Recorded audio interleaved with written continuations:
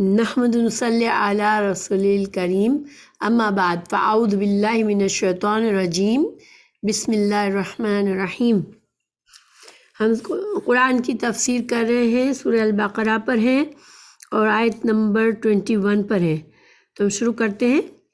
اعوذ باللہ من الشیطان الرجیم بسم اللہ الرحمن الرحیم۔ یا ایھا الناس اعبدوا ربکم الذی خلقکم والذین من قبلکم لعلکم تتقون الذی جعل لکم الارض فراشا والسماء بناء وانزل من السماء ماء فاخرج به من الثمرات رزقا لکم فلا تجعلوا للہ اندادا وانتم تعلمون۔ اے لوگو، اپنے اس رب کی عبادت کرو جس نے تمہیں اور تم سے پہلے کے لوگوں کو پیدا کیا، یہی تمہارا بچاؤ ہے، جس نے تمہارے لیے زمین کو فرش اور آسمان کو چھت بنایا اور آسمان سے پانی اتار کر اس سے پھل پیدا کر کے تمہیں روزی دی۔ خبردار، باوجود جاننے کے اللہ کے شریک مقرر نہ کرو۔ تو ہم اس کی ترجمہ اور تفسیر کو دیکھتے ہیں۔ یہاں پر اللہ سبحانہ تعالیٰ تمام انسانوں کو بلا رہے ہیں، تو الناس، ٹھیک ہے نا، تو آگے جب آ گیا تو یا کے بعد جب سے آنے والا لفظ شروع ہوتا ہے نام، تو پھر ایھا لگاتے ہیں بیچ میں، ٹھیک ہے، تو ایھا، اور ایھا کا ایک فائدہ یہ بھی ہوتا ہے کہ ایک طرح سے توجہ دلانی ہوتی ہے، کسی کو تنبیہ دینی ہوتی ہے، تو یا ایو کا ویسے کوئی لفظی ترجمہ نہیں ہوتا، ٹھیک ہے، تو ہم یا ایھا کا ایک ہی ترجمہ کرتے ہیں، اے الناس۔ اللہ سبحانہ تعالیٰ تمام انسانوں کو یہاں پر خطاب کرے، الناس، ٹھیک ہے۔ عربی میں ال جو ہے، کبھی کبھی ال سے کیا ہوتا ہے، خاص، جیسے کسی خاص پرسن کو بلانا ہے، کسی خاص چیز کو بلانا ہے تو ال آئے گا، ٹھیک ہے، ال کسی خاص کے لیے ال آتا ہے۔ جیسے الکتاب کا مطلب وہ کوئی خاص کتاب جو بولنے والے کو بھی معلوم ہے اور سننے والے کو بھی معلوم ہے کہ ہم کس کتاب کی بات کر رہے ہیں، ٹھیک ہے، تو ال لگاتے ہیں، تو ال اس میں خاص کا معنی دیتا ہے۔ ہم نے سورہ فاتحہ میں پڑھا کہ الرحمن کا ہم نے سورہ فاتحہ میں ال کا کیا ترجمہ کیا تھا، جو رحمان ہے، یعنی جو کیا تھا، ٹھیک ہے۔ اچھا، الحمد میں ہم نے ال کا ترجمہ کیا کیا تھا، تمام، ٹھیک ہے، ماشاءاللہ۔ تو ال کے ہم نے ابھی تک کتنی چیزیں سیکھی کہ ال سے ایک تو ترجمہ ہوتا ہے تمام، ٹھیک ہے، ایک ہوتا ہے جو، اور ایک ہوتا ہے کوئی خاص چیز جس کو جو بولنے والا اور سمجھنے والا، جیسے د کے معنی میں آتا ہے۔ اور یہاں پر ال کا معنی ہے، ال جو ہے ایکچولی کسی جنس کو پورا جیسے ڈسکرائب کرنا ہوتا ہے، کہ یعنی لوگوں کی قسم، کتنے بھی لوگوں کی قسمیں ہیں، اللہ تعالیٰ سب سے مخاطب ہو رہے ہیں، تو یہ ال یہاں پر تمام لوگوں سے اللہ سبحانہ تعالیٰ مخاطب ہے۔ یا ایھا الناس، اے لوگو، یعنی کہ اے مین کائنڈ، جیسے انگلش میں ہم کہتے ہیں مین کائنڈ، اور انسان، اے انسان۔ اب یہ انسان چاہے کوئی بچہ ہے، بڑا ہے، عورت ہے، مرد ہے، کالا ہے، گورا ہے، ڈزنٹ میٹر کہاں کا انسان ہے، مگر انسان ہے۔ تو اللہ سبحانہ تعالیٰ تمام انسانوں سے یہاں پر بات مخاطب کر رہے ہیں۔ اللہ تعالیٰ فرما رہے ہیں، اے تمام لوگوں، اعبدو، عبادت کرو۔ تو اللہ تعالیٰ فرما رہے ہیں، اے تمام لوگوں، عبادت کرو ربکم۔ رب کے اندر کیا معنی ہوتا ہے، رب کا معنی ہوتا ہے خالق، مالک اور مدبر، یعنی کہ جس نے ہم کو پیدا کیا، ٹھیک ہے، جو ہماری تمام ضرورتیں پوری کرتا ہے، ہمیں نشو و نما دیتا ہے۔ جب بچہ بالکل ماں کے پیٹ میں، پہلے تو کچھ بھی نہیں ہوتا، ایک نطفے سے پیدا ہوتا ہے بچہ، پھر ماں کے پیٹ میں گرو ہوتا ہے تو ظاہر اللہ تعالیٰ اس کو بڑا کرتے ہیں، پھر وہ اس کے سارے ہاتھ پیر بنتے ہیں، اس کا ہر چیز بنتی ہے جسم کی، سالم بچہ بن کے پھر پیدا ہوتا ہے، اور پھر یہ بچہ بڑا ہوتا ہے۔ یہ سارا کچھ کون کر رہا ہے؟ اللہ سبحانہ تعالیٰ کر رہے ہیں۔ تو اللہ تعالیٰ نے ایسے اسباب پیدا کر دیے کہ وہ بچہ بڑا ہو کے انسان بن جاتا ہے۔ پھر اللہ تعالیٰ اس کی تمام ضرورتوں پہ اللہ کی نظر ہوتی ہے، وہ انسان بیمار ہوتا ہے، اللہ سے دعا کرتا ہے، اللہ اس کو صحیح کر دیتا ہے، اور اللہ تعالیٰ نے اس کی ایک مہلت مقرر کی ہوئی ہوتی ہے زندگی میں، تو اس کا رزق مقرر ہوتا ہے اس زندگی میں۔ یہ سارا کام اللہ سبحانہ تعالیٰ کے اذن سے ہو رہا ہوتا ہے، اللہ تعالیٰ یہ سب کچھ کر رہے۔ تو رب کون ہوتا ہے؟ جو کہ کسی چیز کو پالے پوشے اور اس کی نشو نما کرے اور اس کے تمام معاملات کی ٹیک کیئر کرے۔ تو رب کو اللہ تعالیٰ فرما رہے ہیں اے انسانوں عبادت کرو اپنے رب کی۔ کم کا معنی آپ لوگوں کو آتا ہوگا اب انشاءاللہ۔ کم کیا ہے؟ کم ضمیر ہے، ٹھیک ہے نا، ضمیر، اور ضمائر کس لیے آتی ہے؟ کسی نام کی جگہ پر پروناؤنس کو استعمال کیا جاتا ہے۔ ضمائر پروناؤنس ہوتے ہیں جو کہ نام کی جگہ پہ استعمال ہوتے ہیں۔ تو کم کا مطلب ہے تم، یہ جمع ہے نا، تم جمع ہے۔ الذی یہ بھی پڑھا ہے آپ لوگوں نے۔ الذی کیا ہوتا ہے؟ اس میں موصول ہوتا ہے جو کہ اپنے پہلے کی چیز کو اپنے بعد کی چیز سے ملاتا ہے۔ تو ربکم تو کون سا رب؟ الذی جو، تو ربکم کو الذی جو خلقکم سے ملا دیا یہاں پر، تو وہ رب جس نے تم کو پیدا کیا ہے۔ خلقہ کیسے پیدا کرنا ہوتا ہے کہ ایک چیز بالکل عدم سے اس کو بنانا، جیسے ایک چیز مادہ ہو لیکن اس مادے سے کوئی اور نئی چیز کو نئے سرے سے بنانا۔ جیسے انسان حضرت آدم علیہ السلام کو اللہ سبحانہ تعالیٰ نے کس چیز سے پیدا کیا تھا؟ مٹی سے پیدا کیا تھا، ٹھیک ہے نا، اور ہر انسان بعد میں، اس کے بعد ہر انسان کیسے بنتا ہے؟ ایک نطفے سے بنتا ہے۔ تو اللہ تعالیٰ خلقہ کا مطلب ہوتا ہے کہ ایک چیز سے ایک نئی چیز کو بالکل وجود میں لانا جس کا وجود پہلے نہیں تھا۔ تو اللہ نے خلقہ پیدا کیا تم کو، والذین اور ان لوگوں کو، من سے، قبلکم، قبل کیا ہوتا ہے؟ ہم اردو میں بھی بولتے ہیں نا، قبل الوقت، یعنی کہ ہاں پہلے، کم جو تم سے پہلے تھے، لعلکم، لعل تاکہ، لعل کا معنی ہوتا ہے تاکہ، کم تم، تتقون کا مادہ کیا ہے؟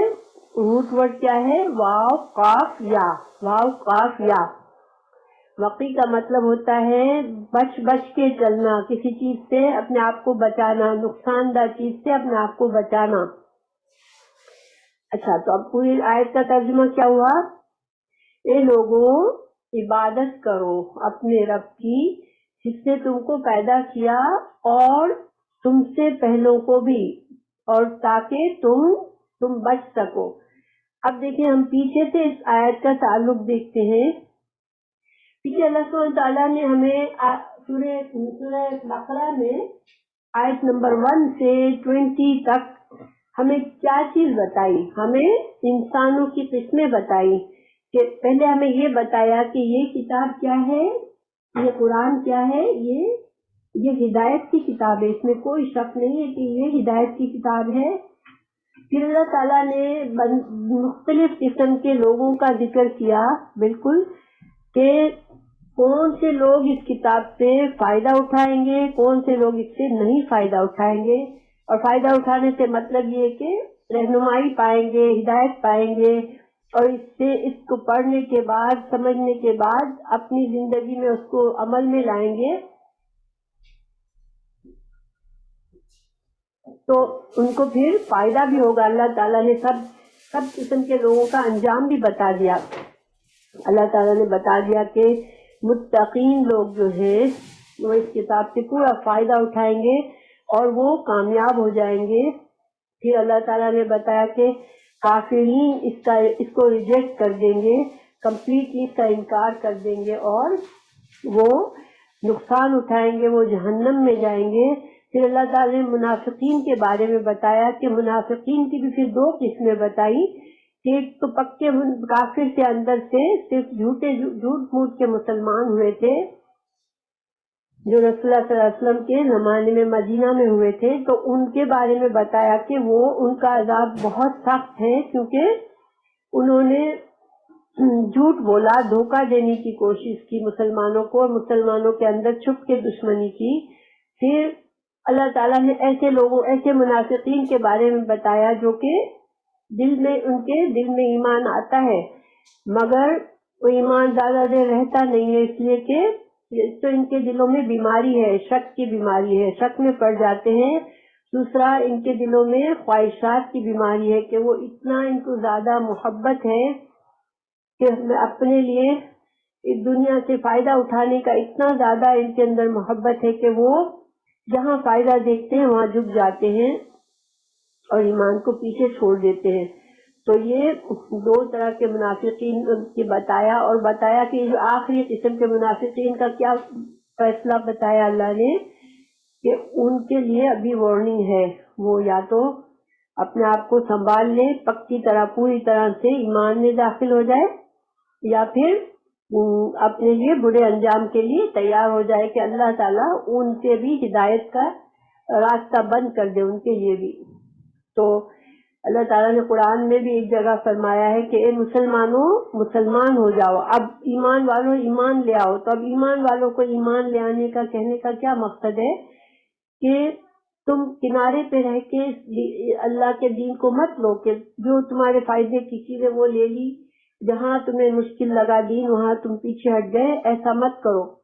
تو اب اللہ تعالیٰ نے جب ہمیں یہ سارا سمجھا دیا کہ کتنے قسم کے لوگ ہیں، اس کتاب سے کیسے کیسے رویے کریں گے، پھر اب پہلا حکم آ رہا ہے، قرآن کا پہلا حکم اس آیت میں ہے، اور وہ حکم کیا ہے کہ اللہ کی عبادت کرو۔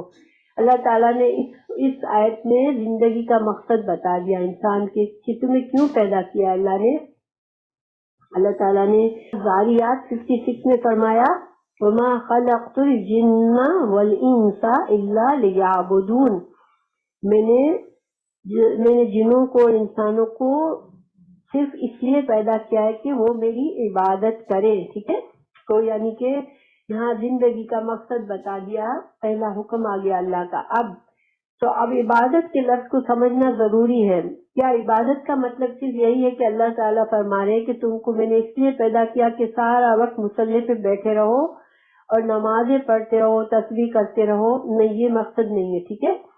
لفظ عین بعد عبد کے 2 معنی ہوتے ہیں، ایک ہوتا ہے کہ عبادت کرنا، ورشپ، کسی کو معبود بنا کے اس کی پوجا کرنا، اس کی عبادت کرنا، اور نمبر 2 عبد سے غلام، کسی کا غلام بننا، ٹھیک ہے۔ اب انسان جو ہے اللہ نے انسان کو کسی کا غلام نہیں بنایا بس سوائے اپنے غلام، یعنی اللہ خالق ہے اور اس کو حق ہے کہ وہ اپنی مخلوق کو اپنا بندہ کہے، اپنا غلام کہے۔ کیوں کہ اسی نے تو پیدا کیا ہے نا، اور وہی ہم کو سب کچھ دے رہا ہے، تو اس کا حکم ہے کہ ہم اس کے بندے بن کے رہیں۔ تو عبد جو ہے اس کے اندر یہ مطلب ہوتا ہے کہ انسان کے دل میں اپنے آقا کی، اپنے معبود کی محبت ہو اور اتنی عاجزی ہو کہ میں اس معبود کے مقابلے میں کچھ بھی نہیں ہوں، اور جو بھی معبود نے حکم دیا مجھے، جو بھی میرے رب نے مجھے حکم دیا،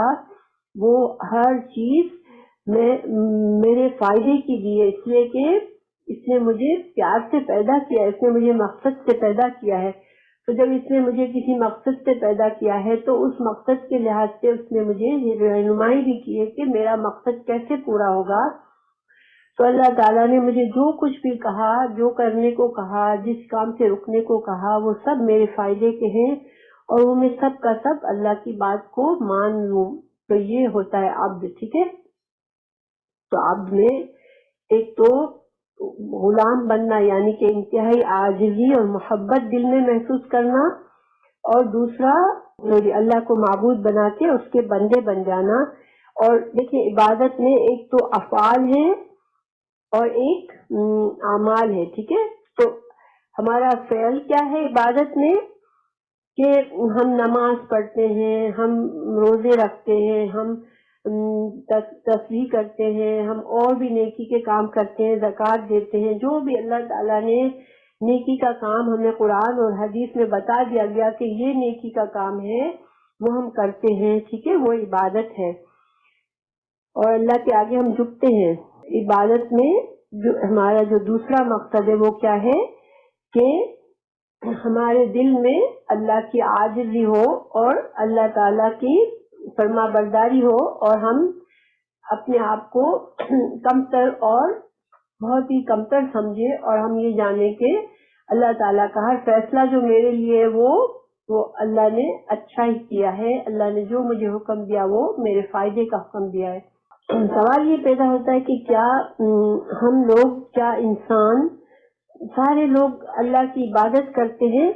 دنیا میں بہت سے لوگ اللہ ہی کو خالق مانتے ہیں، اللہ ہی کو سمجھتے کہ وہی ہم کو دینے والا ہے. لیکن جہاں تک اللہ کا بندہ بننے والی بات ہے تو اس میں بہت کم لوگ اللہ کا صحیح معنوں میں بندہ خود کو سمجھتے ہیں، اپنے آپ کو غلام سمجھتے ہیں کہ میں اللہ کا بندہ ہوں، اللہ کا غلام ہوں، میری کوئی مرضی نہیں مگر میرے خالق کی جو مرضی وہ میری مرضی ہے. تو یہ کام بہت کم لوگ کرتے ہیں، چاہے وہ مسلمان ہو چاہے نہ ہو. لیکن یہ اللہ سبحانہ تعالیٰ کا نے اسی مقصد سے ہمیں پیدا کیا ہے. یہ اللہ نے ہماری زندگی کا سب سے بڑا مقصد ہی یہی ہے کہ ہم اللہ کو اپنا معبود مانے اور خود کو اللہ کا بندہ مانے. اب دوسری بات یہاں پر ایک سمجھنے کی یہ ہے کہ اللہ تعالیٰ نے یہ نہیں کہا کہ تم اللہ کی عبادت کرو. ٹھیک ہے، اللہ نے یہ نہیں کہا میری عبادت کرو. اللہ نے کیا کہا؟ اپنے رب کی عبادت کرو. تو یہاں پر اللہ تعالیٰ نے رب کہہ کر کہا کہ تمہارے رب کی عبادت کرو. اس میں بھی حکمت ہے کیونکہ اللہ تعالیٰ یہ بھی کہہ سکتے تھے کہ اپنے اللہ کی عبادت کرو. ٹھیک ہے، اللہ تعالیٰ یہ بھی کہہ سکتے تھے میری عبادت کرو. تو رب کی عبادت کرو تو رب کے معنی ہمیں پتہ ہے کہ رب جو ہے اللہ تعالیٰ نے ہمیں یاد دلایا کہ دیکھو تم کو جو جس نے پیدا کیا ہے، جو تم کو اللہ تعالیٰ سے جو بھی فائدے مل رہے ہیں نا وہ رب میں شامل ہے. کہ ہم کو بندے کو یہ احساس ہو کہ اچھا ہاں مجھے جتنی بھی چیزیں مل رہی ہیں، مجھے زندگی ملی، مجھے دنیا کی جو بھی چیزیں مل رہی ہیں وہ سب تو اللہ ہی تو دے رہا ہے، میرا رب ہی تو میری ضرورتیں پوری کرتا ہے. تھا حضرت عبداللہ ابن عباس تو وہ کہتے ہیں کہ یہاں پر اصل میں اللہ تعالیٰ نے جو بدو عبادت کرو کا لفظ کہا ہے وہ واحدو کے معنی میں ہے. واحدو کیا ہوتا ہے؟ واحد، اللہ کو واحد مانو، اللہ کو ایک مانو. تو یہ اس معنی میں ہے کہ اللہ کی توحید کا اللہ تعالیٰ نے حکم دیا ہے کہ تم اللہ کی توحید کرو. توحید، اللہ کو اکیلا جانو. کس کام میں اکیلا جانو؟ کہ وہ تمہارا رب ہے. تم کو جو بھی کچھ مل رہا ہے، تم کو پیدا بھی اس نے کیا اور تم کو جتنے فائدے مل رہے ہیں اس دنیا میں وہ سب وہی رب تم کو دے رہا ہے. تم اکیلا اسی کو مانو کہ وہی تم کو تمام فائدے دنیا کے دے رہا ہے. اگر اللہ نہیں چاہے تو تمہیں کوئی فائدہ نہیں مل سکتا دنیا کا. اور وہی رب ہے جس کے سامنے تمہیں ایک دن جمع ہونا ہے، وہ تم کو تمہارے معاملات کو دیکھے گا اور تم کو جزا یا سزا بھی دے گا. تو اب توحید یعنی کہ حضرت عبداللہ بن عباس کہتے ہیں کہ یہاں پر توحید کا حکم ہے. تو توحید کیا ہوتی ہے؟ اللہ کو ایک ماننا. توحید کے بارے میں نے سورہ فاتحہ میں آپ کو بتایا تھا کہ توحید کے 3 طرح کی توحید ہوتی ہے.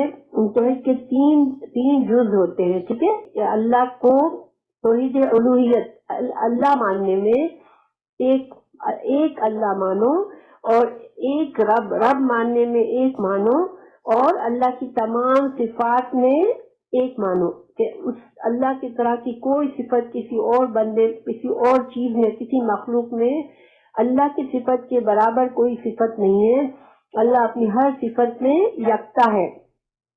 اچھا، اللہ ماننے میں ایک مانو اور رب ماننے میں ایک مانو میں کیا فرق ہے؟ دیکھیے، رب اللہ کا معنی ہوتا ہے معبود، جس کی عبادت کی جائے. ٹھیک ہے، تو گویا جب تم عبادت کرو تو صرف ایک ہی اللہ کی عبادت کرو. جب بندہ اللہ کے لیے کچھ کرتا ہے، اللہ کے احکامات کی فرما برداری کرتا ہے، نیک کام کرتا ہے، عبادت کرتا ہے، تو وہ صرف ایک اللہ کے لیے کرو تم. ٹھیک ہے. اسی طرح جب تم کو کوئی بھی فائدہ پہنچے، دنیا کی کوئی چیز تمہیں ملے، تو وہ رب ہے، رب دے رہا ہے. تو رب ماننے میں ایک مانو، یعنی کہ اللہ کی طرف سے بندے کو جو بھی فائدے مل رہے ہیں اس میں ایک مانو، اور تمہاری طرف سے جو بھی اعمال ہو رہے فرما برداری کے اس میں بھی اللہ کو ایک مانو. تو یہاں پر علماء نے یہ کہا کہ اللہ سبحانہ تعالیٰ نے اپنے رب ہونے کا حوالہ دے کر ہم سے کیا ڈیمانڈ کی ہے کہ معبود اللہ ماننے میں ایک مانو اس کو، یعنی کہ کیونکہ میں تمہارا رب ہوں تو تم مجھے کو میری ہی صرف عبادت کرو، مجھے کو اللہ مانو. ٹھیک، کیونکہ اللہ ہی سے ہمیں سارے فائدے مل رہے ہیں، وہی ہمارا رب ہے. تو ہماری بھی جتنی بھی فرما برداری ہے، ہماری جتنی عبادت ہے، وہ بھی اللہ ہی کے لیے ہونی چاہیے. ٹھیک ہے. تو اب اللہ سبحانہ تعالیٰ نے پہلا حکم ہمیں دیا کہ اللہ کو رب مانو. اب آخر میں، اس آیت کے آخر میں اللہ تعالیٰ نے مقصد بھی بتا دیا کہ تم کو فائدہ کیا ہوگا اگر تم اللہ کی عبادت کرو گے، اللہ کو اپنا ایک مانو گے، اللہ کو رب مانو گے، اپنا اللہ کو الہ مانو گے، تو تم کو کیا فائدہ ہوگا. تو اللہ تعالیٰ نے یہاں پر کیا فائدہ بتایا ہے آخر میں، لعلکم تتقون، تاکہ تم متقی بن جاؤ. ہمیں سورہ بقرہ کی آیت نمبر 2 میں ہم نے پڑھا تھا کہ متقین کو کیا فائدہ ہوگا. اگر ہم متقین بن جائیں گے تو ہم کو کیا فائدہ ہوگا. ہم کو نمبر 1 ہدایت، جو مقصد ہے وہ ہدایت ملے گی. ٹھیک ہے، اس کا پورا فائدہ ملے گا. نمبر 2 متقین، اللہ تعالیٰ نے کئی بار قرآن میں فرمایا کہ اللہ متقین سے محبت کرتا ہے. ٹھیک ہے، تو اللہ تعالیٰ نے فرمایا جان لو تقوی والوں سے اللہ محبت کرتا ہے. تو ہم متقین بنیں گے تو نمبر 2 فائدہ کیا ہے کہ ہمیں اللہ ہم سے محبت کرے گا. پھر اللہ تعالیٰ نے سورہ بقرہ کی ہی آیت نمبر 5 میں کیا بتایا تھا کہ متقین فلاح پا جائیں گے، یعنی کہ جنت مل جائے گی متقین کو. تو متقین کا تیسرا فائدہ کیا ہے کہ وہ کامیاب ہو کے جنت میں جائیں گے. اللہ تعالیٰ نے قرآن ہی میں ہمیں بتایا ہے کہ جو متقی ہوتا ہے اللہ تعالیٰ اس کے لیے اس زندگی کا راستہ بھی آسان کر دیتے ہیں. تو متقی ہونے کے بڑے فائدے ہیں، اور متقی بننے کے لیے ہمیں کیا کرنا ہے، اللہ کا بندہ بن جانا ہے. ٹھیک ہے، یہ مقصد ہے یہاں پر. تو سبحان اللہ، اس آیت میں ہمیں یہ فائدہ ہوا، یہ ہمیں پتا چلا کہ ہمیں اس زندگی کا، یہ زندگی امتحان ہے ہماری، اور اس میں فائدہ ہمیں، اس میں زندگی سے کامیابی کے لیے ہمیں تقویٰ چاہیے. اور تقویٰ جو ہے وہ کیا ہوتا ہے، تقویٰ اصل میں اللہ کا ایسا خوف ہوتا ہے کہ انسان برائیوں سے بچتا ہے. اس کے دل میں اللہ کی اتنی محبت ہوتی ہے کہ اللہ کو ناراض نہیں کرنا چاہتا وہ، تو وہ بچ کے چلتا ہے اور اپنی زندگی کو پوری کوشش کرتا ہے کہ میرا اللہ مجھ سے راضی ہو، میں ایسے کام کروں اور میرے ایسے کاموں سے بچوں جس سے میرا اللہ ناراض ہوتا ہے. رسول اللہ صلی اللہ علیہ وسلم نے فرمایا کہ ان صلاتی و نسکی و محیای و مماتی للہ رب العالمین، بے شک میری نماز، میری قربانی، میرا جینا، میرا مرنا اللہ کے لیے ہے جو کہ رب ہے تمام جہانوں کا. تو یہ آیت میں الحمدللہ اللہ تعالیٰ نے ہمیں بندہ بننے کا حکم دیا ہے. اللہ تعالیٰ ہمیں ہدایت بھی دے، توفیق بھی دے کہ ہم متقین بن جائیں اور اللہ کے بندے بن جائیں. اب اگلی آیت کی طرف چلتے ہیں. اللہ سبحانہ تعالیٰ فرما رہے ہیں الذی، وہ ذات جعلا، جس نے بنایا. جعلا جو ہوتا ہے نا، خلقہ پیدا کرنا، جعلا بنانا. تو بنانا کیا ہوتا ہے کہ ایک چیز سے دوسری چیز کو بنانا. ایک شکل ہے، ایک چیز کی ایک شکل ہے، اس کی دوسری شکل بنانا. ٹھیک ہے. تو الذی جعلا، جس نے بنایا، لکم، لیے، کم تمہارے. اللہ تعالیٰ اس آیت میں دوسرے دلائل دے رہے ہیں، ہم کو اور دلائل دے رہے ہیں کہ ہم کیوں اللہ کی عبادت کریں. اور کیوں اللہ کے بندے بن جائیں. تو اللہ تعالیٰ فرمائے وہی تو ہے جس نے بنایا تمہارے لیے، لکم تمہارے لیے، الارض زمین کو، فراشن فراش، فرش ہم اردو میں بولتے ہیں نا فرش. فرش کیا ہوتا ہے؟ فرش جس پر ہم چلتے ہیں، بیٹھتے ہیں، لیٹتے ہیں، بچھی ہوئی چیز ہے نا. تو اللہ تعالیٰ نے زمین کو ہمارے لیے فرش کی طرح بنا دیا، اس کے اوپر ہم آسانی سے چلتے پھرتے ہیں، اور اس پر ہم سارے ہمارے گھر ہوتا ہے، ہم اس پہ رہتے ہیں، ہم سب کچھ کرتے ہیں اس پر. تو اللہ نے زمین کو ہمارے لیے ایسے بچھا دیا. والسمائی، اور آسمان کو. سما میں دو معنی ہوتے ہیں، ایک تو بلندی کا معنی ہوتا ہے اور ایک چھت کا معنی. ٹھیک ہے، تو آسمان کو اللہ تعالیٰ نے بلند بنایا، بلند چھت بنایا ہمارے لیے، بنا چھت. تو اللہ نے زمین کو ہمارے لیے فرش بنا دیا، آسمان کو چھت بنا دیا. وَأَنزَلَ، اور نازل فرمایا، مِنَ السَّمَاءِ، آسمان سے، مان پانی، فَأَخْرَجَ، پس ماں جو ہے پانی کے معنی میں ہوتا ہے، تو انزلہ اتارا، آسمان سے پانی کو اتارا. پس اخرجا، ہم اخراج اردو میں بولتے ہیں نا، اخراج نکلنا. ٹھیک ہے، خرجا نکلا، فاخرجا پھر نکالا، بھی کا مطلب ساتھ، ہی اس کے، اس اب ہی جو ہے کس کے لیے استعمال ہوئی ہے؟ ماں کے لیے. یعنی اس پانی سے، جب پانی زمین پر آیا تو اللہ نے کیا نکالا؟ من الثمراتی، من سے، الثمرات، ثمرات جو ہے جمع ہے، اور اس کے معنی، اس کی واحد ہے ثمرتن. تو ثمر کہتے ہیں پھلوں کو بھی کہتے ہیں ثمر، اور تمام کھانے کی چیزوں کو بھی جو زمین سے نکلتی ہے ان کو ثمر کہتے ہیں. ٹھیک ہے، زمین سے اگنے والی ہر غذا کو ثمر کہتے ہیں. یہاں اسی معنی میں کہ اس نے تمہارے لیے زمین سے غذا نکالی، رزقاً، رزق کے طور پر. رزق کا لفظ بھی ہم جانتے ہیں، اردو میں بولتے ہیں لکم، تمہارے لیے. تو اللہ تعالیٰ نے ہمیں ایک اور دلیل یہاں بتائی کہ کیوں تم اللہ کو رب مانو، کہ کیونکہ وہی تو ہے جس نے اس زمین کو تمہارے لیے فرش بنایا ہے اور آسمان کو چھت بنایا ہے، اور اس آسمان سے تمہارے لیے پانی برسایا ہے، اور اس پانی کے ذریعے زمین سے تمہارے لیے غذا نکالی ہے. تو پھر تم اسی کو رب مانو. اب دیکھیں اس کو تھوڑا سا اور غور کرتے ہیں اس مثال پر. اللہ تعالیٰ قرآن میں جو مثالیں دیتے ہیں اس میں اتنی گہرائی ہوتی ہے، لیکن اس کو اتنی آسان بھی ہوتی ہے کہ ایک عام انسان بھی اس سے فائدہ اٹھاتا ہے، اور ایک بہت ہی ہائیلی ایجوکیٹڈ پرسن بھی اس سے فائدہ اٹھاتا ہے. سب اپنے اپنے لیول پر اس کو سمجھتے ہیں. اب دیکھیں ایک عام انسان کے لیے بھی انف دلیل ہے کہ ہاں ٹھیک تو ہے، میں زمین پر دیکھیں میں چلتا پھرتا ہوں، اپنا گھر بناتا ہوں، میں کھیتی باڑی کرتا ہوں، میں زمین پر اتنے کام کرتا ہوں، اور زمین مجھے سہارا دیے ہوئے ہے. چاند پر ہم نہیں اس طرح چل سکتے جس طرح سے ہم زمین پر چل سکتے ہیں. ہمیں کیا ہوتا ہے چاند پر ہم نے دیکھا کہ جو لوگ چاند پر گئے انہوں نے ان کو خاص قسم کے لباس پہن کر چلنا پڑتا تھا، ورنہ وہ اڑ جاتے ہیں. تو چاند کی گریوٹی اتنی کم ہے فورس کہ وہ ہم کو ہولڈ نہیں کرتی. زمین، چاند کی زمین انسان کو ہولڈ نہیں کرتی، اور انسان ہوا میں اڑنے لگتا ہے. اچھا، کسی اور سیارے پر ہم چلے جائیں تو بعض جگہ پر گریوٹی اتنی زیادہ ہے کہ انسان زمین سے چپک جاتا ہے، وہ چپک زمین سے ہٹ ہی نہیں سکتا.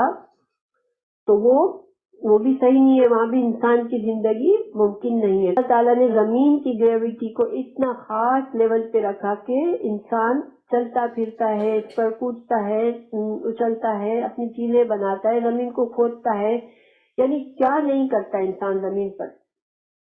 تو پھر ظاہری بات ہے کہ یہ سارا کچھ بنانے والے نے بنائی ہے. کہ خاص تو جیسے کوئی ہر چیز پرفیکشن، کوئی اتفاق سے تو پرفیکشن نہیں آ جاتا نا. پھر دیکھیے کہ آسمان اور زمین کیسے مل جل کے کام کرے. ایک تو آسمان کو اللہ نے اتنا خوبصورت بنایا ہمارے لیے. اگر یہ کالا سا سارا بالکل ڈارک ہوتا کہ ہم اوپر دیکھتے بالکل صرف کالا کالا ہر چیز بلیک نظر آتی، تو ہم ہمیشہ وحشت میں رہتے، ہمارے دلوں کو بے چینی ہونے لگتی. لیکن اللہ نے آسمان کو ایسا بنایا کہ ہمیں سکون ملتا ہے. جب ہم آسمان کی طرف دیکھتے ہیں خوبصورت رنگ نظر آتے ہیں تو ہمارا دل خوش ہو جاتا ہے اور آسمان سے ہم محفوظ محسوس کرتے ہیں کہ ایک محفوظ سی چھت ہے. پھر دیکھیے آسمان اور زمین کا کنیکشن ظاہر کرنے کے لیے اللہ نے یہاں پانی کی مثال دی. دیکھیے بارش کیسے بنتی ہے, وہ زمین سے بخارات اٹھتے ہیں پانی کے اور پھر وہی پانی آسمان میں بادل میں جمع ہو کے پھر وہ زمین پر آتا ہے, اور جب زمین پر آتا ہے تو زمین اس سے ساری چیزیں اگاتی ہے. تو وہ آسمان اور زمین مل کر کام کر رہے ہیں ہمارے لیے. تو اللہ نے یہ اتنی بڑی بڑی مخلوقات کو ہمارے لیے مسخر کر دیا ہے. تو اللہ تعالیٰ نے یہاں پر پہلے ہماری تخلیق کے بارے میں ذکر کیا, پھر اپنے ہم سے بہت بڑی بڑی تخلیق کی ہمیں مثال دی کہ تم تو انسان ہو نا, تمہارا بنانا تو اتنا مشکل نہیں تھا جتنا مشکل آسمان اور زمین کو بنانا ہو سکتا ہے. لیکن دیکھو اللہ کی قدرت, اللہ نے یہ تمہارے لیے بنایا ہے اور پھر یہ اتنی ہارمونی بنائی آپس میں کہ فطرت میں قدرت میں ہر چیز اپنا اپنا کام کر رہی ہے. کوئی اپنے جس مقصد کے لیے جس کو بنایا اللہ نے وہی مقصد پورا کر رہا ہے, تو کوئی اپنے مقصد سے نہیں ہٹتا. تو پھر انسان کا بھی تو ایک مقصد اللہ نے بتا دیا یہاں پر. تو ایک طرح سے ہمارے لیے یہ یہاں پر یہ بھی سوچنے کی بات ہے کہ جب ہر چیز اللہ کی ہر مخلوق اپنا مقصد پورا کرتی ہے زندگی کا, تو ہمیں بھی تو اپنا مقصد پورا کرنا ہے نا. تو اللہ تعالیٰ نے ہمیں مثال دینے کے بعد فرما رہے ہیں فلا, تو نہ, تجعلوا, تم بناؤ. یہاں پر جعلا سے مطلب ہے کہ تم اللہ کے سوا کسی کو اللہ کے برابر نہ بناؤ. للہ, لیے, اللہ اللہ کے لیے, اندادن جمع ہے, اس کی واحد ہے ند. اور ند کہتے ہیں کسی کام میں کوئی برابر کا شریک ہو, کسی کو سمجھا جائے کہ یہ دو پارٹنر ہیں مل کے کچھ کر رہے ہیں کام, تو وہ ند ہوتے ایک دوسرے کے. تو اللہ تعالیٰ کہہ رہے تم جو ہے نہ بناؤ اللہ کے لیے کوئی شریک, اور یہ جو ہے اور کے معنی میں نہیں ہے بلکہ حالیہ وال ہے, یعنی ایک واو ہوتا ہے اور کا معنی دیتا ہے ایک دفعہ, اور یہ واو جو ہے یہ حال بتا رہا ہے کہ اصل حالت یہ ہے کہ تم تعلمون, تم جانتے ہو, یعنی کہ علم سے ہے, تم کو تو علم ہے, تم تو یہ آسمان کو روز دیکھتے ہو, تم تو زمین کو روز دیکھتے ہو, تم اپنے آپ کو دیکھتے ہو, یہ ساری چیزیں تمہیں انڈیکیٹ کر رہی ہے کہ یہ کوئی خالق کی بنائی ہوئی چیزیں ہیں. تو جب تم سب کچھ جانتے ہو تو پھر تم اللہ کے ساتھ کسی کو کیوں شریک کرتے ہو کہ یہ اللہ کے پارٹنر ہیں بنانے میں. تم جا کے کسی اور کی کیوں عبادت کرتے ہو, کسی کے آگے کیوں سر جھکاتے ہو, جبکہ صرف اللہ ہی کا حق ہے کہ تم اللہ کی عبادت کرو, صرف اللہ کے آگے جھکو اور اللہ ہی کا حکم مانو. تو تم دوسروں کو خوش کرنے کے لیے اللہ کے حکم کو کیوں چھوڑ دیتے ہو پیچھے. تو یہاں پر یہ سارے معنی اس آیت کے ہیں. پھر اللہ تعالیٰ نے ایک طرح سے یہاں پر یہ دو آیات میں اللہ نے اپنے انسانوں کو اسلام کی دعوت دی, اللہ کو ایک ماننے کی توحید کی دعوت دی. ٹھیک ہے, اب اگلی آیت میں رسالت کی بات آ رہی ہے. تو پہلا حکم کیا ہے, اللہ کی عبادت, اللہ کو ایک ماننا. اب دوسرا حکم کیا ہے, وَإِن كُنتُمْ, اور ان اگر, کنتم ہو تم, فی رائب پہلے بھی ہم نے پڑھا ہے نا, فی میں رائب ہے یہاں پر شک, اور شک رائب میں میں نے پہلے آپ کو بتایا تھا کہ کتنی طرح کے شک کا لفظ ترجمہ کتنی طرح سے آتا ہے. 4 قسم کے لفظوں کا ترجمہ شک ہوتا ہے. ایک شک ہوتا ہے, ایک تردد ہوتا ہے, ایک میریا ہوتا ہے, اور ایک ریب ہوتا ہے. ریب جو ہے وہ سب سے کم ترین, بالکل ذرا سا بھی شک, ٹھیک ہے, اور جو شک ہے وہ زیادہ شک ہوتا ہے, یعنی بہت زیادہ شک, یعنی کہ کسی بات پر مجھے بہت تھوڑا سا یقین ہے مگر بہت زیادہ شک ہے. تردد ہاف ناف ہے کہ پتہ نہیں صحیح سچ ہے سچ نہیں ہے, انسان آدھا ڈیوائیڈڈ ہوتا ہے. میڈیا میں تھوڑا اور شک ہوتا ہے اور زیادہ یقین ہوتا ہے, لیکن رائب میں 99% یقین ہوتا ہے لیکن 1% تھوڑا سا شک ہوتا ہے. اللہ تعالیٰ کہہ رہے ہیں کہ تھوڑا سا بھی اگر شک ہے تم کو, اور جب ریبن یہ تنوین کے ساتھ جب لفظ آتا ہے تو اس میں اور بھی چھوٹا ہو جاتا ہے، یعنی کہ بالکل تھوڑا سا بھی اگر شک ہے تم کو، من ما، من سے، ماں جو، نزلنا تو اتارا ہم نے، علا اوپر، عبدنا عبد پھر سے آ گیا، عبد بندہ، نہ ہمارا، تو عبدنا ہمارے بندے پر، فاتو پس، آتو امزا تایا، ہتا کا مطلب لانا، لیکن جب اتا امزا تایا اتا کے بعد کے لفظ با کہیں آ جاتا ہے تو لانا مطلب ہو جاتا ہے، ٹھیک ہے. آتو فاتو بسورتن پس لاؤ، بسورتن کوئی صورت. تو اللہ تعالیٰ فرما رہے کہ اگر تم کو شک ہے جو ہمارے، کیونکہ رسول اللہ صلی اللہ علیہ وسلم نے اپنی رسالت کا ثبوت کیا پیش کیا تھا لوگوں کو، کہ لوگوں میں اللہ کا رسول ہوں، دیکھو اللہ نے مجھے یہ کتاب دی ہے، اللہ نے مجھے یہ قرآن دیا ہے، وحی کی ہے مجھ پر. تو اسی وجہ سے قرآن پر انہوں نے جب رسالت کو نہیں مانا تو انہوں نے قرآن کو نہیں مانا کہ نہیں یہ اللہ کی کتاب نہیں ہے، بلکہ آپ نعوذ باللہ کہا گیا کہ رسول اللہ صلی اللہ علیہ وسلم نے گھڑ لیے یہ. تو اگر تم یہ جھٹلاتے ہو اس کتاب کو، تو پھر اللہ تعالیٰ کیا فرما رہے ہیں کہ ٹھیک ہے لے آؤ ایک صورت، من مثلی، من سے، مثل کا معنی ہوتا ہے مانند، جیسے مثال ہم اردو میں کہتے ہیں، یہ سیم لفظ ہے، مثل ہی اس کی طرح، یعنی کہ قرآن کی جو صورتیں ہیں اس صورتوں کی طرح تم بھی ایک صورت بنا کے لے آؤ. اگر تم کہتے ہو کہ رسول اللہ صلی اللہ علیہ وسلم نے یہ قرآن بنایا ہے خود سے، یہ اللہ کی کتاب نہیں ہے، تو تم تو عرب دان ہو، اور عربی لوگ اپنی زبان پر بڑا فخر کرتے تھے. رسول اللہ صلی اللہ علیہ وسلم کے زمانے میں ان کو اپنی زبان پر اتنا فخر تھا کہ وہ دوسروں کو عجمی کہتے تھے کہ ہم عرب ہیں، عرب یعنی کہ ہم زبان دان ہیں، اور دوسرے سارے لوگ ہمارے علاوہ جتنے لوگ ہیں وہ عجمی ہیں. اور عجم کا مطلب ہوتا ہے گونگا، یعنی وہ کہتے تھے ان کو تو بولنا ہی نہیں آتا، زبان تو اصل میں ہماری ہے. کیونکہ ان کو بڑا فخر تھا اپنی زبان پر، تو اللہ نے ان کو چیلنج پیش کیا کہ ٹھیک ہے تم تو بڑے زبان دان ہو، اس کے مقابلے میں رسول اللہ صلی اللہ علیہ وسلم تو امی تھے، انہوں نے تو کوئی پڑھائی نہیں کی تھی، وہ تو زبان دان نہیں تھے. تو تم لاؤ ایسی صورت بنا کے لاؤ ایک، اگر تم کہتے ہو کہ یہ جھوٹی کتاب ہے، یہ کتاب اللہ کی نہیں ہے، تو پھر جاؤ لے کر آؤ، تم ایک صورت، پورا قرآن مت بناؤ، ایک صورت لے کر آ جاؤ.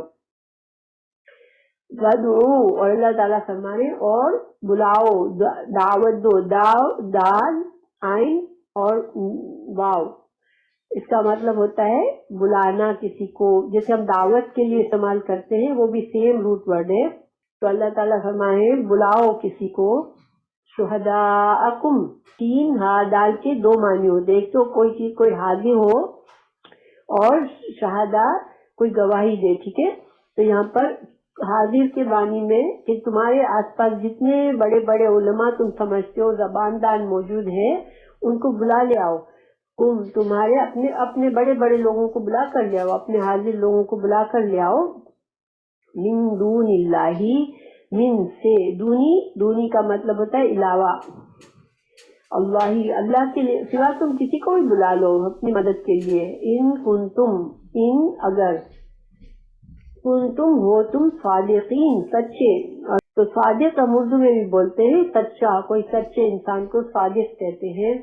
تو اللہ تعالیٰ فرمائے اچھا ٹھیک ہے، اگر تم جو ہے اس میری جس میرے بندے پر، میں نے ہمارے بندے پر، اور ہمارا یہاں پر لفظ اللہ تو ایک ہی ہے، ٹھیک ہے، لیکن یہاں اللہ تعالیٰ کا ایک شاہی فرمان کی طرح سے جب اللہ تعالیٰ کبھی کبھی اپنے لیے عزت اور احترام کے لیے اپنے لیے جمع کا صیغہ استعمال کرتے ہیں. جیسے دنیا میں بھی کوئی بڑا بادشاہ اور شہنشاہ ہوتا ہے تو یہ ہم سے بات کرتا ہے کہ ہمارا یہ حکم ہے. خیر دنیا میں تو کسی کو اتنا اپنے اوپر غرور کرنے کی اجازت نہیں ہے، لیکن وہ تکبر کہلاتا ہے. لیکن اللہ سبحانہ تعالیٰ کو یہ حاصل ہے کہ اللہ تعالیٰ کی ذات اتنی عظیم ہے، اللہ تعالیٰ اپنے لیے کبھی کبھی جمع کا صیغہ استعمال کرتے کہ ہمارے بندے کو ہم نے جو دیا ہے، جو وحی نازل کی ہے، جو قرآن دیا ہے، تم کو اس پر شک ہے کہ یہ ہماری کتاب نہیں ہے، ہمارا کلام نہیں ہے، تو پھر چلو تم ایسی ایک کتاب، ایک ایسی صورت بنا کے لے آؤ، اور تم جسی کو بھی مدد کے لیے پکارنا چاہو تو پکارو۔ اور یہ چیلنج اسی وقت نہیں ہے، آج بھی دنیا میں کوئی ایسا قرآن نہیں بنا سکتا، اور ہم لوگوں کو تو کہ ہم عربی کو اتنا جانتے نہیں ہے تو ہم اس چیز کو نہیں سمجھ پاتے کہ قرآن جو ہے ایک معجزہ ہے، زبان کا معجزہ ہے۔ اللہ تعالیٰ نے سب سے بڑا معجزہ، رسول اللہ صلی اللہ علیہ وسلم کو سب سے بڑا معجزہ جو دیا وہ یہ قرآن ہے، اور اس کی زبان، اس کے کلام ایسا ہے کہ اس کی کوئی مثل نہیں بنا سکتا۔ اللہ تعالیٰ کا یہ چیلنج قرآن میں 2-3 جگہ آیا ہے۔ کبھی اللہ نے کہا اچھا چلو صورت نہیں بنا سکتے تو ایک آیت بنا کے لے آؤ، یا چند آیتیں بنا کے لے آؤ، چند صورتیں بنا کے لے آؤ، لیکن لوگوں نے کوششیں بھی کی لیکن کوئی ایسا کام نہیں کر سکا۔ بہرحال تو اللہ تعالیٰ نے یہاں پر دوسرا حکم کیا آیا؟ پہلا حکم کیا تھا؟ اللہ کی توحید۔ دوسرا حکم کیا ہے؟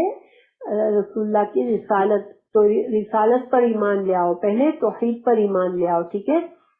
اور ایمان جو ہے وہ پورے دل سے ماننا، زبان سے ماننا، عمل میں لانا، یہ سارا شامل ہوتا ہے، ٹھیک ہے؟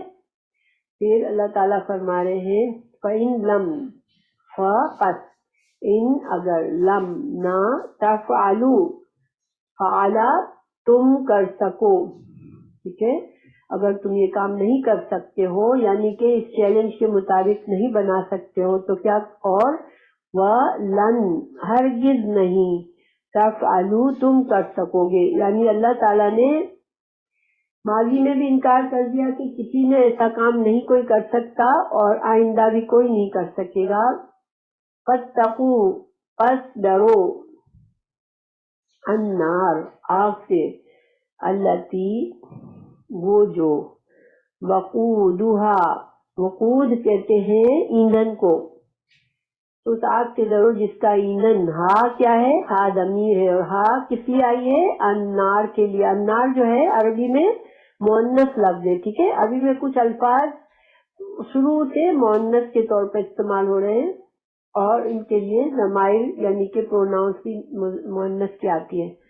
تو پھر اللہ تعالیٰ فرما رہے ہیں کہ ڈرو اس آگ سے، الناسو، جس کا ایندھن کیا ہوگا؟ لوگ ہوں گے، الناس، لوگ، والحجارہ، حجارہ کہتے ہیں حجر اسود۔ حجر اسود کیوں کہتے ہیں؟ وہ پتھر ہے، حجارہ اس کی جمع ہے حجر کی، ٹھیک ہے؟ تو پتھر ہوں گے اور لوگ ہوں گے اس آگ کا ایندھن۔ اعدت، اور اعدت، عددہ، عددہ سے بنی ہوئی ہے، عدد اردو میں ہم بولتے ہیں نا عدد، یعنی گنتی، عدد اور شمار۔ تو یہ اعدت کا استعمال آگ کے لیے آیا ہے، جہنم کے لیے، کہ جہنم ایک تو تیار کی جا چکی ہے، دوسرے یہ کہ گن گن کے تیار کی ہے، جو لوگ اس میں جائیں گے اس کا اندازہ کے مطابق تیار کی گئی ہے۔ اور عدت للکافرین، لیے کافر، کافر کی جمع کافرین، جو کافر لوگ ہیں ان کے لیے گن گن کے تیار کر کے بنائی گئی ہے یہ جہنم۔ اور اس کے ایندھن کیا کون ہوں گے؟ ایک تو انسان ہوں گے، اور دوسرے وہ معبود پتھر ہوں گے، بت ہوں گے جس کی انسان پوجا کرتے ہیں۔ اللہ تعالیٰ نے یہاں پر پہلے 2 حکم دیے کہ اللہ کی توحید کو مانو، اللہ کو معبود مانو، اللہ کی عبادت کرو۔ دوسرا، اللہ کے رسول صلی اللہ علیہ وسلم کی رسالت کو سچا مانو، اور اگر تم نہیں کر سکتے تو پھر کیا کرو؟ تیار ہو جاؤ جہنم میں جانے کے لیے۔ پھر سخت سی وعید آ گئی، لیکن اللہ تعالیٰ پھر فرما رہے ہیں اور بشرا ایکچولی ہماری کھال جو ہوتی ہے اس کو بشر کہتے ہیں، ٹھیک ہے؟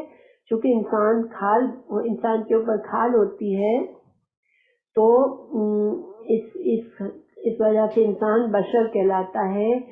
اور یہاں پر بشیر خوشخبری یہ ایسی خوشخبری ہے جس سے انسان کے، دیکھیں جب انسان بہت خوشی کی خبر سنتا ہے تو اس کے چہرہ تمتمانے لگتا ہے اور انسان کے کھال پر اس کو اثر محسوس ہونے لگتا ہے.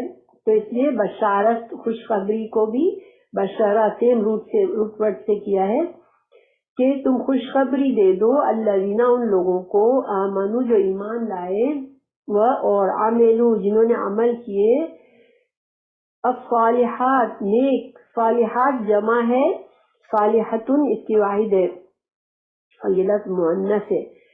تو جن لوگوں نے نیک کام کیے ہیں، پہلے ایمان لائے اللہ پر اور پھر نیک کام کیے، تو پھر ان کو خوشخبری دے دو، انا بے شک، لہم ان کے لیے، جنات، جنات ہے، جنات جو ہے جمع ہے جنتن کی، اور جنت ایکچولی باغ کو بھی کہتے ہیں، اور جنت کو جنت کیوں کہتے ہیں، اس میں گھنے سائے ہوں گے، باغات ہوں گے، اس لیے ہم جنت کہتے ہیں. تو جنات باغات ہیں، تجری بہتی ہے، جیم را یا اس کا روٹ ورڈ ہے، اور یہ مؤنث ہے. مؤنث کے واحد کے لیے تا آتا ہے شروع میں، پہلے مضارع میں. تو تجری بہتی ہے، من سے، تحتیہا، تحت ہم اردو میں بھی کہتے ہیں نا، تحت کا لفظ اردو میں بھی آتا ہے، تحتی نیچے، تحت اس طرح ہم کہتے ہیں بیڈ کے نیچے، بستر کے نیچے، تحت نیچے، ہاں اس کے، یعنی اس جنت میں نہریں بہتی ہوں گی. اور جنت کی نہروں کے بارے میں رسول اللہ صلی اللہ علیہ وسلم کی حدیث کی ہے کہ 4 قسم کی جنت کی نہریں ہیں. ایک ایسا پانی جس کا ذائقہ کبھی خراب نہیں ہوتا، ایک ایسے دودھ کی نہر جو کہ دودھ کبھی خراب نہیں ہوگا، اور شہد کی نہر اور شراب کی نہر، یہ 4 نہریں ہوتی ہیں جنت میں. تو نہریں بہ رہی ہوں گی اس میں، کلا جب کبھی، رزقو وہ رزق دیے گئے، رزق کا لفظ ہمیں آتا ہے پہلے سے. تو جنت میں انسانوں کو رزق بھی ملے گا، ہمیں یہ پتہ چلتا ہے کہ جنت میں انسانوں کو رزق دیا جائے گا. جیسے ہمیں دنیا میں رزق کی ضرورت ہے، جیسے جنت میں بھی رزق چاہیے ہوگا ہمیں، تو رزق دیا جائے گا جنت میں بھی. منہا اس میں سے، من سے، ثمرتن کوئی پھل، رزقن رزق کے طور پر. تو جنت کے پھل دیے جائیں گے ان کو. جب کبھی جنت کے پھل ان کو دیے جائیں گے کھانے کے لیے تو وہ کیا کہیں گے جنتی؟ قالو وہ کہیں گے ہاذا یہ الذی ویسا ہی ہے رزقنا رزق دیے گئے ہم من سے قبل اس سے پہلے اور اتو دیے جائیں گے بھی ساتھ اس کے متشابہہ اردو میں بھی ہے مشابہت، تو یہ متشابہن ملتے جلتے. تو یہاں پر اس میں کیا مقصد ہے؟ اللہ تعالیٰ نے فرمایا کہ پہلے خوشخبری ان لوگوں کو دے دو جو کہ ایمان لاتے ہیں اور نیک اعمال کرتے ہو. نیک اعمال ہماری شریعت میں وہ ہیں جو کہ خالص نیت اللہ کی ہو، جس کرنے کام میں اللہ کی نیت ہو، اللہ کی رضا کی نیت ہو خاص، اور وہ سنت کے مطابق ہو، یعنی قرآن و سنت سے ان کو ہمیں پتہ ہو قرآن و سنت سے کہ یہ نیک عمل ہے. انسان اپنی مرضی سے نیک اعمال ایجاد نہیں کر سکتا، ٹھیک ہے. کوئی بھی عبادت کا کام جو ہے وہ انسان اپنی مرضی سے نیا نہیں بنا سکتا کہ ہاں یہ میں اللہ کے لیے نیک کام کر رہا ہوں. نیک کام کے لیے حدیث اور قرآن میں سے دلیل ضروری ہے کہ ہاں یہ نیک کام ہے. کیوں؟ کیونکہ اللہ تعالیٰ کے لیے کرنا ہے، تو ہمیں جس کے لیے ہم کام کر رہے ہیں ہمیں اس کی رضا بھی تو معلوم ہو کہ وہ کس کو پسند کرتے ہیں، کس کام کو پسند کرتے ہیں. ہم تو نہیں ڈیسائیڈ کر سکتے کہ اللہ تعالیٰ کو کیا پسند آئے گا. اس لیے نیک اعمال وہ ہوتے ہیں جو قرآن و سنت میں ہمیں بتائے گئے کہ یہ نیک اعمال ہیں، اور ہماری نیت خاص اللہ کے لیے ہو، دکھاوے کی مقصد نہ ہو، تو وہ اعمال نیک ہے. اور ایمان کیا ہے؟ جو ایمان لائے تو ایمان مکمل ایمان ہونا چاہیے اللہ پر، کتابوں پر، رسولوں پر، آخرت پر، اچھی بری تقدیر پر، موت کے بعد اٹھائے جانے پر، اور عمل اور کی جزا اور سزا پر، یعنی یہ سارا مکمل ایمان ہو کہ ہاں میرا اللہ ہے اور وہ اس نے کتابیں بھیجی، اس نے رسولوں کو بھیجا، اور ایک دن آخرت کا آئے گا جس میں سزا اور جزا ہوگی، اور دنیا میں اللہ نے میری تقدیر بنائی ہے اور میری مرضی اور میری کوشش اسی حد تک کامیاب ہوگی جتنا میری تقدیر میں ہوگا، اور جب میں مروں گا تو میرے اچھے اور برے اعمال کی جزا اور سزا ہوگی۔ یہ پورا یقین ایمان لانا ہے، ٹھیک ہے، یہ اللہ پر ایمان ہے، اور عمل صالح وہی ہے جو اللہ اور رسول نے بتا دیے۔ تو پھر اگر ایسا کیا کسی نے تو کیا ہوگا؟ اس کو جنت ملے گی، جس جنت میں نہریں بہ رہی ہیں، اور اس میں ایسا رزق دیا جائے گا، وہ جانا پہچانا رزق ہوگا۔ کیوں جانا پہچانا ہوگا؟ اس لیے کہ کھانے پینے کے معاملے میں انسان بہت عجیب و غریب چیز منہ میں ڈالتے ہوئے گھبراتا ہے، اس کو مانوس کھانا چاہیے ہوتا ہے جس کو وہ پہچانے کہ ہاں یہ کھانا، ہم دنیا میں بھی ہمیں کوئی بہت ہی عجیب و غریب چیز سامنے رکھ دی جائے کھانے کے لیے تو ہم ڈریں گے اس کو کھاتے ہوئے کہ ہم کیسے اپنے منہ میں ڈالیں اس کو۔ تو اللہ تعالیٰ جنت میں بھی یہ اہتمام کیا ہے کہ دیکھنے میں وہ چیزیں جانی پہچانی ہوگی، ٹھیک ہے، لیکن کہا گیا ہے کہ جنت کے چیزوں کا ذائقہ افسوس دنیا کی کھانوں سے کہیں زیادہ بہتر ہوگا، ہم اس کا مقابلہ نہیں کر سکتے، مگر ان کی پہچان کے لیے اللہ تعالیٰ نے ملتا جلتی شکل رکھی ہوگی۔ پھر یہ کہیں گے جنت والے کہ یہ تو ہمیں ایسے رزق تو پہلے ملا تھا، اس طرح اچھا یہ کھانا تو ہم نے دیکھا تھا، یہ پھل تو دیکھا تھا، یہ انگور تو ہم نے دیکھے تھے، اس طرح سے وہ کھائیں گے۔ پھر اللہ تعالیٰ نے فرمایا وَلَهُمْ، اور ان کے لیے فِيهَا، اس میں ازواج زوج جو ہوتا ہے وہ شوہر کے لیے بھی ہوتا ہے اور بیوی کے لیے بھی، اس میں بیویاں ہوں گی مطہرۃ، پاکیزہ۔ تو بیویاں صرف یہاں نہیں ہے، بلکہ مطلب کیا ہے کہ بیویوں کے لیے شوہر اور شوہروں کے لیے بیویاں ہوں گی، جوڑے ہوں گے، پاکیزہ جوڑے ہوں گے۔ دنیا میں انسان کے جوڑے ہوتے ہیں مگر ہمیشہ ہم ان سے خوش نہیں ہوتے، کبھی ہمیں ان سے بڑی شکایتیں بھی ہوتی ہیں، ان کی کچھ باتیں اچھی لگ رہی ہوتی ہیں تو کچھ باتوں سے ہمیں پریشانی بھی ہو رہی ہوتی ہے، لیکن جنت کے جوڑے پاکیزہ ہوں گے، ہر طرح سے ہمارے لیے خوشی کا ذریعہ ہوں گے۔ وہم، اور وہ فیہا، اس میں خالدون، خالد کہتے ہیں ہمیشہ رہنا، تو اس میں ہمیشہ رہیں گے۔ سبحان اللہ، ہمیں خلاصہ کیا ہے کہ انسان کا مقصد ہے دنیا میں آنے کا، اور وہ مقصد یہ ہے کہ اللہ مانے، اللہ کو اکیلا مانے، اس کی عبادت کرے، اس کا بندہ خود کو سمجھے، اور اللہ کے رسول صلی اللہ علیہ وسلم کو پر ایمان لائے، اور انہوں نے جو کچھ ہمیں دیا قرآن اور حدیث میں، جو علم دیا قرآن کا اور دین کا، اس کو ہم مانیں، اس پر عمل کریں، تو انشاءاللہ ہمارے لیے جنت ہے۔ اور ہم اللہ مانیں گے، اللہ کا بندہ خود کو مانیں گے تو ہمیں تقویٰ ملے گا، اور تقویٰ کے سارے فائدے ملیں گے۔ تو الحمدللہ ہمارا سبق پورا ہو گیا۔ جزاک اللہ خیر۔ اللہ تعالی ہمیں ان لوگوں سے بنائے جو کہ جنت میں جائیں گے انشاءاللہ، اور اللہ ہمیں توفیق دے کہ ہم اللہ کے بندے بن کے رہیں، اور ہم دنیا میں کر کھو نہ جائیں، اس حقیقت کو نہ بھول جائیں کہ ہم اللہ کے بندے ہیں۔ انسان اپنی خواہش کا بندہ بھی بن جاتا ہے، ضروری نہیں کہ وہ کسی بت کا بندہ بنے، انسان اپنی خواہش کا بندہ بھی بن جاتا ہے دنیا میں، تب بھی وہی حال ہوتا ہے اس کا جو کہ ایک بت کا بندہ بننے کا لیے ہوتا ہے۔ تو ہمیں اپنی خواہش کا بندہ بھی نہ بنے، ہم اللہ کے بندے بن جائیں انشاءاللہ، تو ہمارے لیے کامیابی ہے۔ آمین۔ جزاک اللہ خیر۔ الحمدللہ، سوالات میں نے آپ لوگوں کو ای میل میں بھیج دیے ہیں،